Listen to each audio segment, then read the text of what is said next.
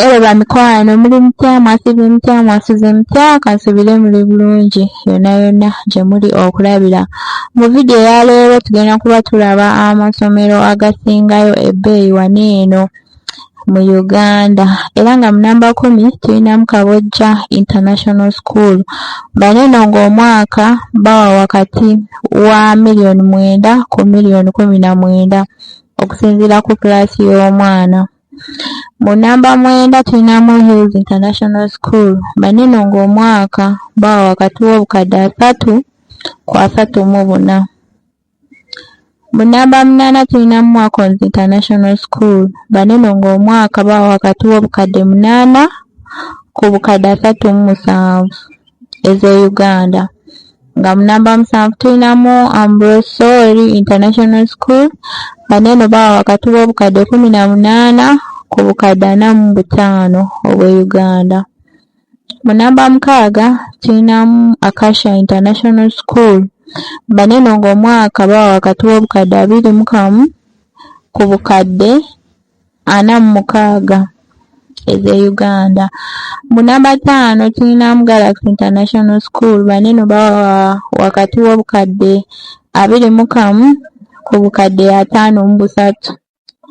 Mu namba 4 tulinamu Heritage International School. Bano eno bawa wakati w'obukadde 19.5 ku bukadde 56 omwaka. Mu namba 3 tulinamu Rainbow International School Uganda.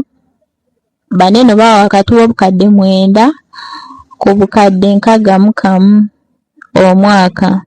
Mu namba 2 tulinamu Kampala International School. Bano eno nga bawa wakati w'obukadde 15 ku bukadde 91 omwaka. Mu namba 1 essomero erisingayo ebbeeyi mu Uganda baliyita International School of Uganda. Bano eno bawa wakati w'obukadde 25 ku bukadde 127 omwaka. Era ago ge masomero agasingayo ebbeeyi wano eno mu Uganda. Naye nga zino ssente zisobola okweyongerako okusinziira ebintu eby'enjawulo bwe biba nga bigattiddwako nga transport, emmere, abaana ababeera mu kisulo ne activities endala zisobola okufula zino eno ssente okweyongerako.